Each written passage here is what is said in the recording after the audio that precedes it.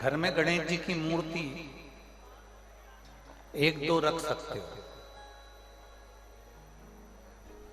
भगवान लड्डू गोपाल की मूर्ति घर में एक दो रख सकते हो। लक्ष्मी जी की मूर्ति घर में एक दो रख सकते हो। किसी भी देवता की मूर्ति आप घर में एक दो रख सकते हो, पर शंकर भगवान के शिवलिंग का ऐसी कोई पुराण नहीं है जिस पुराण में ये लिखा कि शंकर जी का शिवलिंग एक रखना या दो रखना या तीन रखना। घर में अगर दो शिवलिंग भी है तो भी चलेगा, तीन शिवलिंग है तो भी चलेगा, चार शिवलिंग है तो भी चलेगा, पांच शिवलिंग है तो भी चलेगा, छह शिवलिंग है तो भी चलेगा, सात शिवलिंग है तो भी चलेगा, 9 शिवलिंग है तो भी चलेगा, 10 शिवलिंग है तो भी चलेगा, 11 शिवलिंग है तो भी चलेगा, और 12 शिवलिंग है तो समझ लेना 12 ज्योतिर्लिंग ही तुम्हारे घर में विराज। कोई क्वांटिटी यहां नहीं लिखी गई। शिव महापुराण में यह क्वांटिटी नहीं लिखी कि आप शंकर का शिवलिंग घर में केवल एक ही रख सकते। कोई तुमसे कह दे कि घर में शंकर का शिवलिंग नहीं होना चाहिए, कोई तुमसे कह दे कि शंकर जी का चढ़ा हुआ जल नहीं पीना चाहिए, कोई तुमसे कह दे शंकर जी पे चढ़ी हुई बेलपत्र नहीं खाना चाहिए, कोई तुमसे कह दे शंकर जी पे चढ़ा हुआ प्रसाद नहीं खाना चाहिए, तो समझ लेना कि वो आपको केवल पागल बना रहा है, वो आपको केवल मूर्ख बना रहा है। विद्वान से विद्वान व्यक्ति भी अपनी गादी पर बैठकर बोल दे कि शंकर जी पे चढ़ा हुआ जल मत पियो, शंकर जी पे चढ़ा हुआ बेलपत्र मत खाओ, या शंकर का शिवलिंग अपने घरों में मत रखो। अगर कोई विद्वान से विद्वान भी कह दे तो समझ लेना कि वो मूर्ख बना रहा है, वो पागल बना रहा है। क्योंकि शंकर भगवान की शिव महापुराण की विद्येश्वर संहिता में सब कुछ लिखा, सब कुछ। और आपको सीहोर वाले महाराज पर विश्वास नहीं करना है। आप तो गीता प्रेस गोरखपुर आपके पास में है।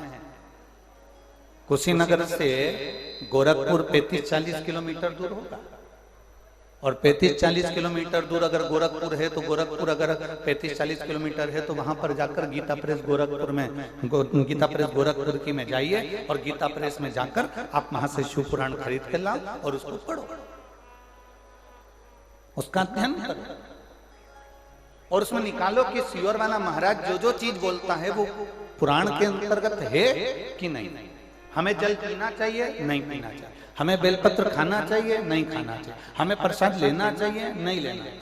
अगर कोई तुमसे कह दे कि शंकर भगवान का एक शिवलिंग घर में है, दूसरा मत रखो, इसको ले जाके कहीं रख दो, तो भी हमारे शास्त्रों में यह वर्णन नहीं करा। एक हो, दो हो, तीन हो, तुम्हारे घर में जो शिवलिंग है, तुम्हारे घर में दादी के हाथ का है पुराना शिवलिंग रखा हुआ है, तुम्हारे घर में 2 शिवलिंग रखे हैं, तुम्हारे घर में 3 शिवलिंग रखे हैं, ये आपके ऊपर निर्भर, आप कितने रख रहे हैं और कितना पूज रहे हैं, ये आपके ऊपर निर्भर है। और तेरी कृपा बिना न हिले एक भी अणु, लेते हैं श्वास तेरी कृपा से तनु तनु। हे गंगधार मुक्ति द्वार ओंकार तू, भोले ओंकार तू, आयो शरण तिहारी शंभु तार तार तू। बखान क्या करूं मैं राखों के का, चपटी भभूत में खजाना कुबेर का। हे गंगधार मुक्ति द्वार ओंकार तू, भोले ओंकार तू, आयो शरण तिहारी शंभु तार। कोई तुमसे कहे कि घर में शिवलिंग नहीं रखना, समझ लेना वो मूर्ख बना रहा है। घर में शिवलिंग होना चाहिए।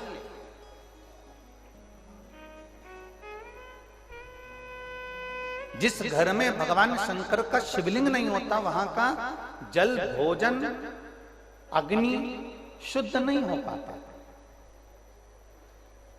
शुद्धता का भाव नहीं दे पाता। और एक और बात अपने अंदर उतार के रख लो, जितने लोग टीवी चैनल के माध्यम से सुन रहे हैं और जितने लोग कुशीनगर की पवित्र भूमि पर सुन रहे हैं और जितने लोग पूरे देश और विदेश में इस आस्था चैनल से और फेसबुक यूट्यूब से कथा सुन रहे हैं, बहुत ध्यान देना। सारे देवताओं की प्राण प्रतिष्ठा करना पड़ती है। राम जी की प्राण प्रतिष्ठा करना पड़ेगी, भगवान कृष्ण की प्राण प्रतिष्ठा करना पड़ेगी, देवी जी की प्राण प्रतिष्ठा करना पड़ेगी। कोई देवता हैं, शनि महाराज हैं, कोई देव हैं, इनकी प्राण प्रतिष्ठा करना पड़ेगी। पर केवल एक देवाधिदेव महादेव नर्मदेश्वर महादेव कैसे होते हैं जिनके प्राण प्रतिष्ठा की भी जरूरत नहीं पड़ती, स्वयं भू प्रतिष्ठा। एक नर्मदेश्वर महादेव ऐसे हैं जो स्वयंभू प्रतिष्ठित हैं, उनको लाए रखा, समझ लो प्रतिष्ठा हो। एक नर्मदेश्वर महादेव ऐसे हैं जिनको प्रतिष्ठा की जरूरत नहीं पड़ती। राम जी की प्रतिष्ठा करना पड़ेगी, भगवान कृष्ण की प्रतिष्ठा करना पड़ेगी, देवी देवता की प्रतिष्ठा करना पड़ेगी, सारे देवताओं की प्रतिष्ठा करना पड़ेगी। पर देवाधिदेव महादेव नर्मदेश्वर महादेव कैसे हैं जिनकी प्रतिष्ठा की जरूरत भी नहीं, जिनकी प्रतिष्ठा की हमको जरूरत भी नहीं है। आप लाए रख दिया, आप लाए उसको विराजमान कर दिया, आप लाए भगवान शंकर को घर में लाकर पूजन कर।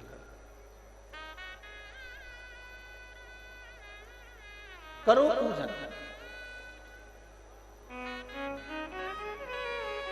आप लोगों में से सीहोर कौन कौन गया है? कुबेरेश्वर धाम हाथ उठाओ जरा, बहुत सारे गए हो, रखो रखो। अब आप में से कंकर शंकर कौन कौन लेके आया? ठीक है, रखो। कभी सीहोर का यदि कंकर शंकर आपके पास में है, जहां आप पूजन कर कर कंकर शंकर को वहां से लेकर आते हो, वहां का यदि एक कंकर भी आपके पास में है तो उस कंकर को वहां से लेकर आने के बाद में आप 1 महीना 2 महीना 3 महीना 4 महीना जब पूजन करते हो, पूजन करने के बाद आप अपनी कामना कर कर कंकर शंकर लेकर आते हो और पूजन करते हो, और पूजन करते करते आपको जब 2-3 महीना पूर्ण हो जाते हैं तो उस कंकर को आप अगर ध्यान से देखेंगे तो उसमें एक बार शंकर का प्रतिबिंब का दर्शन जरूर होता है। कुबेरेश्वर धाम का कंकर कंकर शंकर है, उसके एक एक कंकर में शंकर का दीदार होता ही है। आप उसकी पूजन करते हैं, स्नान कराते हैं। कई लोग कहते हैं हमारा कंकर बीच में से टूट गया, कोई के 2 टुकड़े हो गए, कोई के 4 टुकड़े हो गए, कोई के 6 टुकड़े हो गए। उसमें टेंशन वाला विषय नहीं है। यहां तक हमने शिव महापुराण की कथा में पहले कहा है कि मंदिर का शिवलिंग के भी टुकड़े हो जाते हैं तो ये मत समझना कि वो शिवलिंग खंडित है, वो अखंड है। शिवलिंग कभी खंडित नहीं होता, शिवलिंग शिवलिंग है।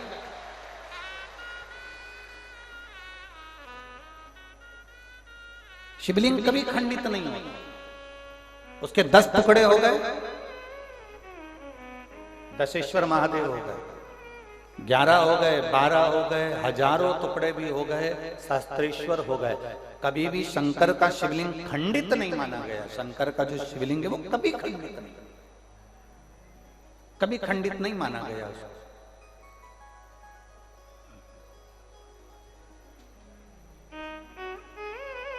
शंकर भगवान के शिवलिंग को कभी खंडित नहीं माना गया। आपके घर में जो शिवलिंग विराजमान है उसकी आप पूजन कर।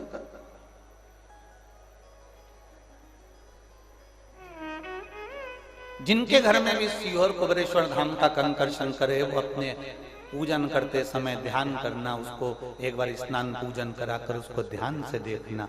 ध्यान से भी नहीं देख पाओ तो अपने मोबाइल में उसका स्क्रीनशॉट बड़ा कर देखना। उसमें आपको देवाधिदेव महादेव की एक झलक तो आपको नजर आएगी।